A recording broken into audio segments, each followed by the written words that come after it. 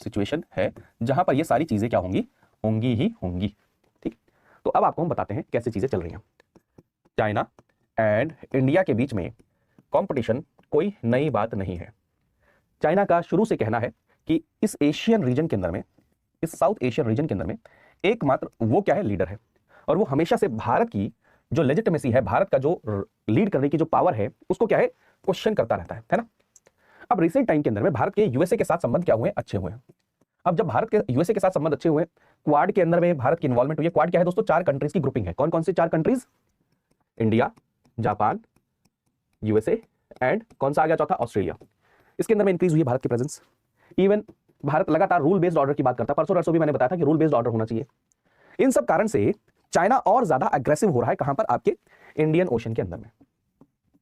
अब आप सभी के सभी साउथ चाइना सी का पैसिफिक ओशन की बात क्यों करते हो, वो इसलिए इंपॉर्टेंट है दोस्त, क्योंकि आसपास की जो आइलैंड नेशन है, जो छोटे छोटे देश हैं, उनका ट्रेड टोटली डिपेंड करता है इनके साथ में। और इंडियन ओशन इसलिए इंपॉर्टेंट है क्योंकि इंडियन ओशन को हाईवे कहा जाता है वर्ल्ड का ट्रेड रूट का, कि इंडियन ओशन को कोई कंट्रोल जो करेगा वो वर्ल्ड के अंदर में ट्रेड को कंट्रोल करेगा। जैसे एक समय पर सुएज कनाल के बारे में कहा जाता था, वैसे हम क्या है, इंडियन ओशन के बारे में बोलते हैं। तो अभी प्रेजेंट टाइम में हमें चाइना के बहुत सारे इनिशिएटिव्स देखने को मिलते हैं पिछले 15 साल में। जैसे आप देखेंगे बेल्ट रोड इनिशिएटिव, वो इसीलिए था कि कैसे साउथ एशियन रीजन के अंदर में साउथ एशियन कंट्रीज को अपना अलायंस बनाया जाए, किसके द्वारा, चाइना के द्वारा। इवन आप सभी जानते होंगे श्रीलंका के हम्बन टोटा पोर्ट के अंदर में इन्वेस्ट करना, ये भी सोची समझी साजिश है, प्लान है कि आप यहां पर आएंगे। इवन आप देखेंगे बांग्लादेश के अंदर में कौन सा पोर्ट है, कौन सा पोर्ट है, अगर आप नाम देखेंगे बताइए, सितवे पोर्ट यहां पर है क्या, म्यांमार के अंदर में, कहीं कंफ्यूज मत होइए। बांग्लादेश के अंदर में भी चाइना इन्वेस्ट कर रहा है, म्यांमार के अंदर में भी चाइना इन्वेस्ट कर रहा है, मालदीव के अंदर में भी चाइना इन्वेस्ट कर रहा है, पाकिस्तान के अंदर में तो क्या है, ग्वादर पोर्ट ही बना दिया है, ग्वादर पोर्ट ही बना दिया है। आप सभी ने नेपाल के साथ वाला सीन पूरा देख ही लिया होगा कि नेपाल के अंदर में चाइना ने इतना हैवीली इन्वेस्ट कर दिया है कि क्या है, नेपाल क्या कहता है, नेपाल क्या कहता है कि इंडिया के अंदर में ये, वो तो इस हद तक चला जाता है, कहता है ये बॉर्डर जो है हमारी है, और जहां पर आज तक कभी भी कोई भी सिचुएशन नहीं खराब हुई थी वहां पर सिचुएशन हो जाती है।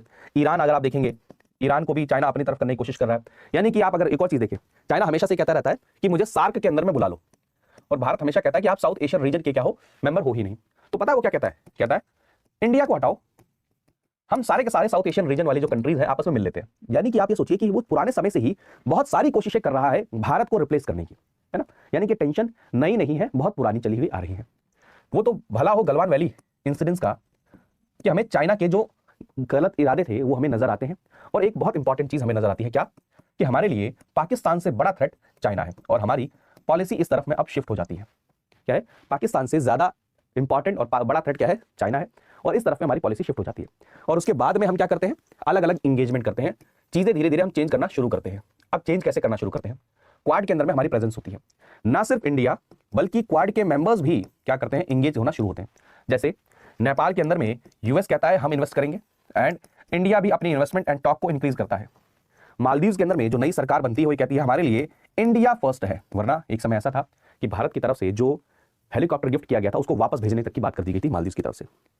श्रीलंका जो कि कर्ज में डूबा हुआ है, जापान कहता है हम आपको पैसा देंगे, यूएसए कहता है हम आपको पैसा देंगे, इंडिया आपको पता है कितनी ज्यादा हेल्प कर रहा है।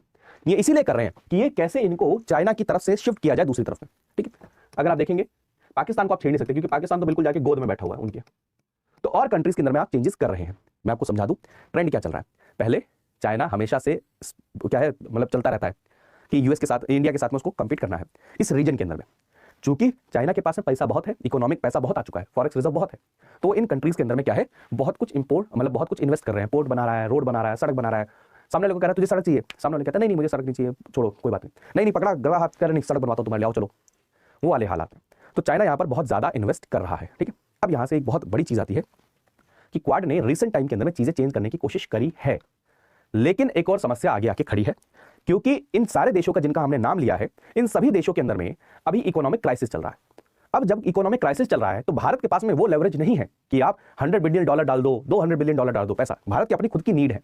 तो वहां पर इन क्वाड नेशन को आगे आना पड़ेगा और फ्यूचर के लिए और ज्यादा इन्वेस्टमेंट करना पड़ेगा इन नेशन के अंदर में। भारत को तो करना ही है, इन क्वाड नेशंस को भी क्या करना है, इन्वेस्टमेंट को इंक्रीज करना पड़ेगा। ठीक है, क्लियर है। तो यहां से बिल्कुल समझ में आ चुका है, किसी को भी टॉपिक इससे रिलेटेड नहीं इशू होना चाहिए। यहां से आप समझ होंगे कि इंडिया एंड चाइना का इशू, एंड चाइना को अगर आप काउंटर करना चाहते हैं, क्योंकि चाइना के पास में इकोनॉमिक लेवरेज है, इस समय पर इकोनॉमिक पावर है, ठीक है, पैसा बहुत है, वो दूसरे नेशंस के अंदर में, कंट्रीज में क्या कर सकता है, हेविली इन्वेस्ट कर सकता है। तो यहां पर क्वाड को आगे आना पड़ेगा और as a common group, common platform China को काउंटर करने के लिए इन कंट्रीज में क्या करना पड़ेगा, इन्वेस्ट करना पड़ेगा, तभी जाके आप क्या कर सकते हैं, चाइना को काउंटर कर सकते हैं। क्योंकि इंडिया के लिए ये थ्रेट क्यों है, इंडिया के लिए आप डायरेक्ट थ्रेट ये देख सकते हैं, चाइना का सर्विलांस वेसल, नाम कोई बता सकता है, कोई बता सकता है क्या नाम था, युआंग वैंग, क्या नाम था, जो वेसल है वो श्रीलंका के अंदर में आके डॉक हो जाता है। अब आप में से सारे के सारे लोग कहेंगे कि क्यों, क्या दिक्कत है। आप सभी ये सोचिए कि श्रीलंका के साथ में जो हमारी बॉर्डर देखते हैं, तो ये वाला जो एरिया है हमारा आंध्र प्रदेश वाला एरिया, यहां पर हमारे बहुत सारे सबमरीन्स, एयरक्राफ्ट कैरियर, इवन अगर आप इसरो का हिसाब किताब देखेंगे तो भी ये सब कुछ यहां पर है। और श्रीलंका ये रहा, और इनका जो वेसल आया था चाइना का, क्या चाइना का जो वेसल आया था वो क्या है, रिसर्च वेसल है या फिर कह लीजिए सर्विलांस वेसल है। यानी कि उसके पास में इतने पावरफुल सैटेलाइट हैं, जो मतलब क्या मैं पावरफुल नेविगेशन सिस्टम है उसके पास में, पावरफुल उसका ट्रांसमिशन सिस्टम है, जो सैटेलाइट्स जो ऊपर गए हैं उनको सर्च करता है। तो आप उनकी रेंज में आ गए, इस रेंज के अंदर में आ गया, तो ये बहुत बड़ा सिक्योरिटी थ्रेट है, जिसके लिए इंडिया ने काफी ज्यादा क्या किया था, आवाज उठाई थी। दूसरा अगर आप देखेंगे चाइना का एक और इंसिडेंट इस समय देखेंगे, इंडियन ओशन जिसका नाम ही भारत से है, अभी छुप छुप के चाइना ने क्या किया, इनकी मीटिंग बुलाने की कोशिश करी, क्या करी, मीटिंग बुलाने की कोशिश करी, लेकिन इंडिया को पता नहीं लगने दिया। यानी कि आप सब ये चीज समझिए कि चाइना अब इंडियन ओशन में अपनी प्रेजेंस को इंक्रीज करना चाहता है। अब अगर वो प्रेजेंस को इंक्रीज करना चाहेगा तो यहां की जो कंट्रीज हैं उनको अपना साथी बनाने की कोशिश करेगा, और जब उनको अपना साथी बनाने की कोशिश करेगा तो उसमें पैसा इन्वेस्ट करेगा, कहेगा कोई दिक्कत नहीं है, मैं आपके साथ हूं, कहेगा कोई भी समस्या हो मेरे पास आ जाना, मैं सारे दुख दर्द आपके पीड़ा हर लूंगा। तो वहां पर इंडिया को यानी कि भारत को प्लस में क्वाड को और ज्यादा एग्रेसिवली इस रीजन के अंदर में काम करना पड़ेगा। ठीक है, ठीक है, इंडियन ओशन में साउथ चाइना सी के अंदर में है, डॉटेड लाइन की जो आप बात करो। आई थिंक क्लियर है, किसी को भी कोई डाउट इससे रिलेटेड, किसी को कोई डाउट, ठीक है, ठीक है। आप सभी को पता है अग्नि 5 जो मिसाइल हमने लॉन्च करी, उसके सेम समय पर बीजिंग के अलग अलग रिएक्शन हो रहे हैं, बीजिंग कह रहा है हम और ज्यादा एक्टिवली पार्टिसिपेट करेंगे, तो बहुत सारी चीजें इंटरकनेक्टेड है और फ्यूचर के अंदर में चीजें और ज्यादा बढ़ेंगी, यानी कि ये एक प्रकार का न्यू नॉर्मल है। चले, ठीक है, बस इससे ज्यादा और कुछ पढ़ने की जरूरत नहीं है। तो आने वाले समय में बहुत अच्छे तरीके से पूछा गया कि जियो पॉलिटिकल, जियो इकोनॉमिक अगर प्रोविंस को देखा जाए इंडियन ओशन को और इस दोनों कंट्रीज के बीच में, तो डिफरेंस चलेगा ही चलेगा। आने वाले समय में चाइना को एक अगर क्वेश्चन आ जाए कि चाइना को काउंटर करने के लिए हमें क्या करना चाहिए, तो आप हमेशा ज्यादातर क्या करोगे, आत्मनिर्भर भारत, इकोनॉमिक डेवलपमेंट, इन सब चीजों पर लिखोगे। साथ में आपको इन चीजों पर भी लिखना पड़ेगा कि जो नेबरिंग कंट्रीज है आसपास की, उनके अंदर में कॉन्फिडेंस बिल्डिंग मेजर्स करने पड़ेंगे। Two front war is a reality, ये सिर्फ एक हवाई चीज नहीं है। टू फ्रंट वॉर का मतलब एक तरफ चाइना से लड़ रहे हो, एक तरफ पाकिस्तान से लड़ रहे हो, तो उसके लिए आपको अगर प्रिपेयर रहना है तो आपको उसके लिए तैयारी करना पड़ेगा और उस प्रकार से आपको तैयारी करनी पड़ेगी। ठीक है, चलिए।